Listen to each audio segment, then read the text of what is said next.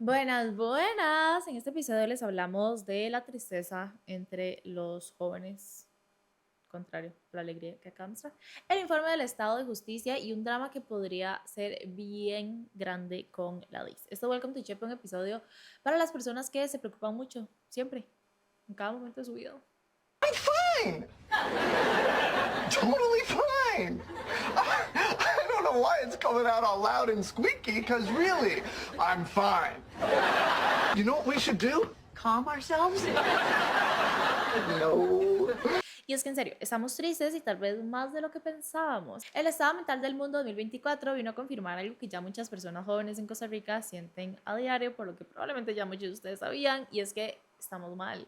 El estudio midió la frecuencia con la que los jóvenes experimentan tristeza, angustia o desesperanza, y el promedio en América Latina ya era preocupante. Un 44% de los jóvenes entre 18 y 24 años dijeron que suelen sentirse así, pero en Costa Rica estamos todavía un poquito peor porque el 44,8% de los jóvenes ticos lo viven de forma frecuente.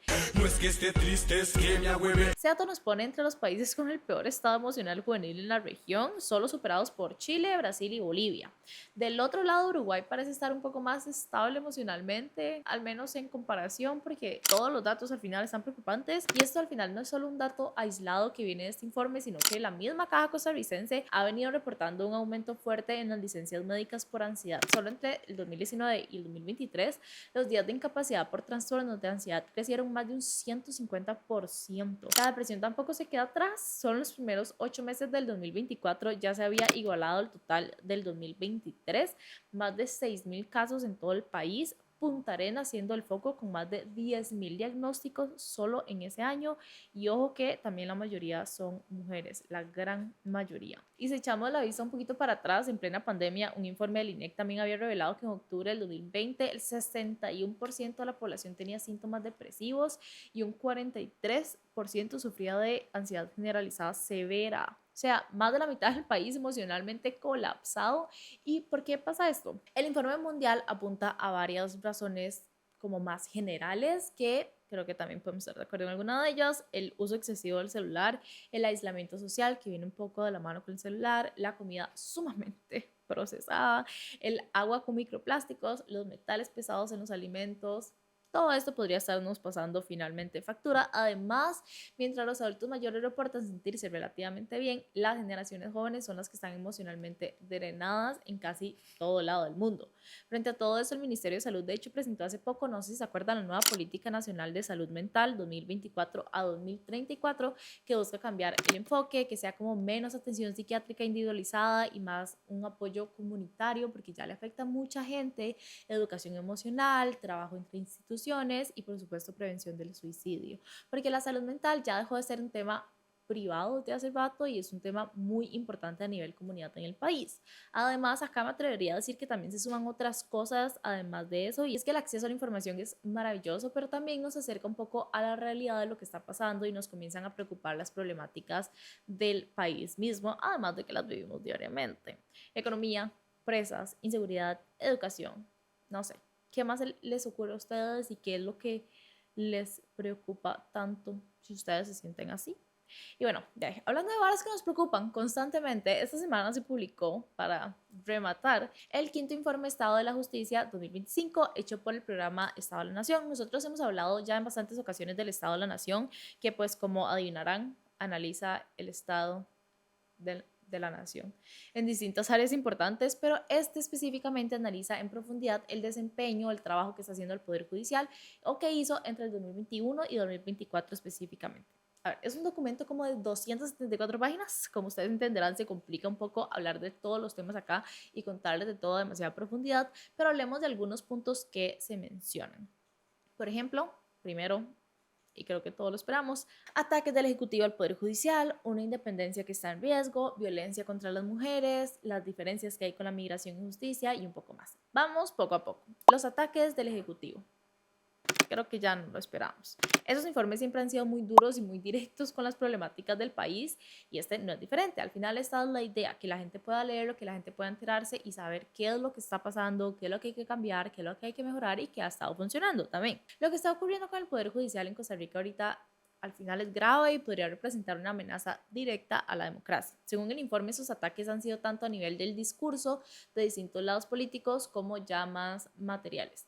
Desde la parte del discurso se ha utilizado el micrófono del poder, entiéndase, en conferencias de prensa, en redes sociales, en entrevistas, lo que sea, para cuestionar abiertamente la credibilidad, el profesionalismo e incluso la ética de jueces y magistrados. Estas personas muy importantes en las que deberíamos de confiar demasiado. Desde una parte más de la institución también se ha intentado influir en la parte del dinero que se les da, hacer presiones para quienes nombran o quienes quitan de magistrados y también acciones incluso para limitar el poder de decisión de la Corte Suprema, sin respetar la autonomía y la independencia del Poder Judicial y además, muy importante por supuesto, las amenazas por parte de los criminales. Y es que si el Poder Judicial se debilita, se puede caer la misma democracia, porque sin un Poder Judicial fuerte e independiente en el que creemos, pues a veces cuesta garantizar los derechos, porque si no podemos confiar en quienes tienen que llevar a cabo las leyes, se dificulta todo lo demás. Lo que nos lleva a ese tema muy importante, independencia en riesgo. La independencia judicial no significa que los jueces pueden hacer lo que se les da la gana,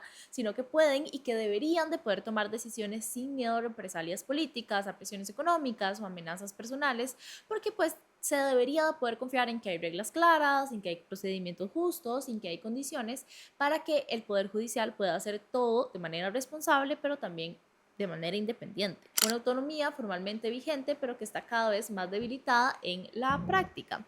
Uno de los principales hallazgos del informe es que la Asamblea ha caído en la práctica de retrasar, bloquear o manipular el nombramiento de magistrados y magistradas.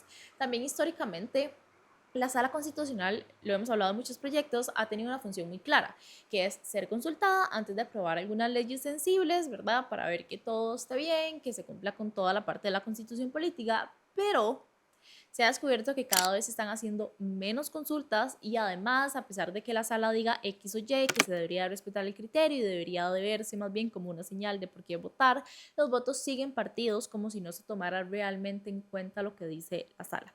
Y a ver, no son los únicos que lo están haciendo mal. El informe también reconoce problemas internos desde el propio Poder Judicial que han contribuido a esto. Por ejemplo, dentro de la institución se toman muchas decisiones entre pocas personas y sin explicar bien cómo se hace.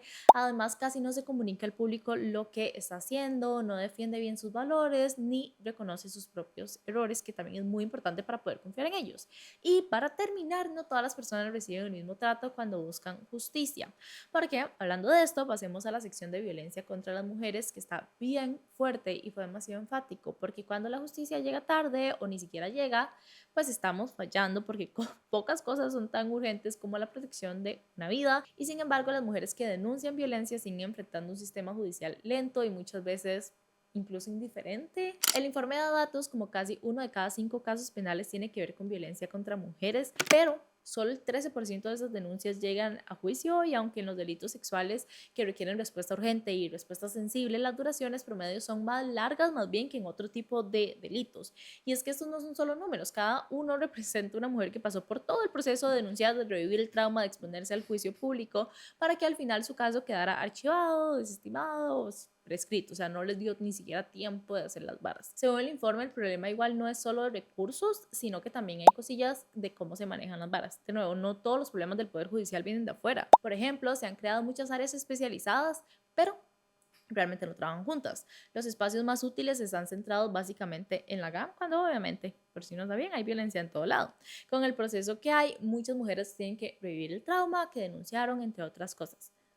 No todo negativo, se han hecho esfuerzos importantes en los últimos años, protocolos, capacitaciones, aumento en la capacidad de atención, etc. Pero estos avances, aunque importantes, no están generando el cambio que realmente se necesita. El informe deja claro que hay ganas, hay herramientas, hay normativa, pero a pesar de todo esto, no se traduce siempre en justicia real para estas víctimas, porque mientras una mujer tenga que esperar años para que su agresor sea juzgado, mientras su denuncia pueda prescribir por falta de pruebas de investigación, mientras tenga que recorrer 2 cantones, ojalá, para encontrar un psicólogo, la ley será letra muerta para ellas, no sirve. Y bueno, de nuevo, me encantaría hablarles de demasiados más temas, pero terminemos con migración y justicia, un tema sumamente importante a nivel país y a nivel mundial. Costa Rica ha sido históricamente vista como un país de acogida, de refugio y de protección de derechos, pero tal vez no se refleja la experiencia real que viven miles de personas migrantes y refugiadas acá.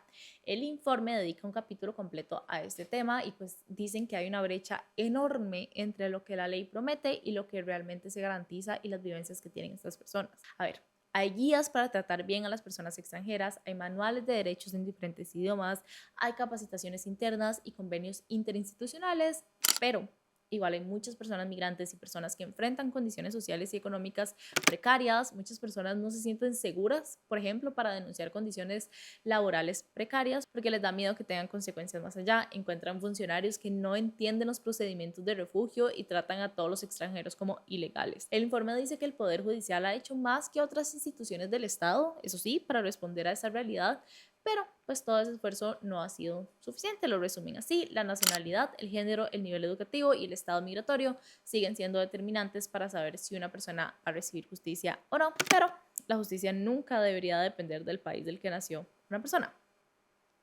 No sé ni cómo cerrar ese tema, está pesado, creo que fueron malas noticias una tras otra, lo siento, pero creo que era un tema bastante apropiado y necesario de hablar, y les voy a cerrar ya con una última noticia de esta semana porque está fuerte. La Dirección de Inteligencia y Seguridad está en el centro de una controversia política súper fuerte, luego de que varios diputados, incluyendo a uno del mismo oficialismo, cuestionaran abiertamente si los están usando para perseguir o para intimidar a diputadas, diputados o sus personas allegadas. Todo comenzó con un episodio súper inesperado, que bueno, parece que ahora se sacó de contexto, según dice. La cosa es que el diputado oficialista, el diputado de gobierno Manuel Morales, en plena comisión le preguntó al exdirector y al actual asesor de la DIS, Hans Sequeira, si ellos persiguen diputados o allegados a diputados. La DIS persigue diputados o allegados de sus diputados. Señor diputado, no sé a qué se refiere, no sé qué me está diciendo. ¿Sí o no? La pregunta es muy clara. La DIS persigue diputados o allegados de sus diputados o intimida a diputados o allegados, pero vuélvame a ver, o allegados de sus diputados.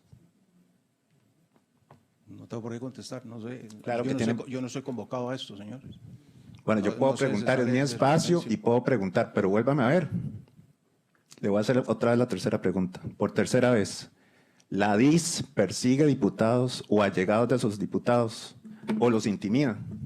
¿Los anda ahí persiguiendo? No, señor. ¿Seguro? ¿Tú está dando declaraciones públicas? ¿Seguro de eso? Totalmente, señor. ¿Totalmente qué? ¿Responda sí o no? No sé a qué se refiere. Listo, gracias, me queda clarísimo. Y creo que salió por otro lado, porque Sequeira solo evadió la pregunta. Una pregunta de sí o no, que debería ser sumamente fácil de contestar, y no quiso hacerlo claramente hasta después de muchísima presión. Aunque el diputado ha dicho que su pregunta no fue una denuncia, sino solo una pregunta y ya, muchos no están tan convencidos y de nuevo la respuesta más bien dejó demasiadas dudas. ¿Seguro de eso? Totalmente, señor. ¿Totalmente qué? ¿Responda sí o no? No sé a qué se refiere. Listo, gracias, me queda clarísimo. Diputados de Frente Amplio, de Liberal Progresista, de Nueva República y del PUSC presentaron una moción para traer al ministro interino de Presidencia, Jorge Rodríguez Bogle, para que aclare las cosas. Pero bueno, la moción al final fue rechazada porque el PLN se juntó con la fracción de gobierno, dijeron que no hicieran eso tan público, sino que hicieran una comisión de investigación. Dinora Barquero, por ejemplo, denunció que los diputados están siendo perseguidos. Katia Cambronero lamentó que el país pierda al no dar señales claras contra estas prácticas. Rocío Alfaro señaló que el miedo está comenzando a meterse en la asamblea. Igual se reveló que la DIS abrió una investigación interna sobre el seguimiento a Morales. El diputado de gobierno, e información divulgada por Teletica, confirmó que uno de sus agentes habría seguido a una persona cercana al diputado en su tiempo libre y usando su vehículo personal. El expediente contiene videos, fotos y mensajes que sí ponen en evidencia la vigilancia. Incluso la mujer afectada encontró un GPS en su carro que no era de la institución, eso sí. Morales ha insistido en que es un tema personal y que no lo quiere llevar a la vía judicial. Pilar Cisneros dice que ustedes ya se imaginarán que es todo un show político, porque ¿cómo sería eso importante? Y que no hay persecución. Lo único claro ahorita es que el tema no ha terminado. Hay que ver qué dice la DIS, hay que ver qué pasa con la Asamblea Legislativa, si van a investigar de esto, pero se estarían poniendo estos recursos públicos en investigar, en seguir, en perseguir a diputados, diputadas y personas allegadas a los diputados. ¿Sí me explico? A ver, Eso era todo lo que les traía por el día de hoy. Lo siento si fue pesado. Muchísimas gracias como siempre por vernos. Esperamos que hayan disfrutado relativamente bastante el episodio y nada, nos vemos el próximo domingo en Welcome to Chepe y nos vemos de lunes a viernes en el boletín, en el podcast y en todas nuestras redes sociales que les damos contenido todos los días. Bye.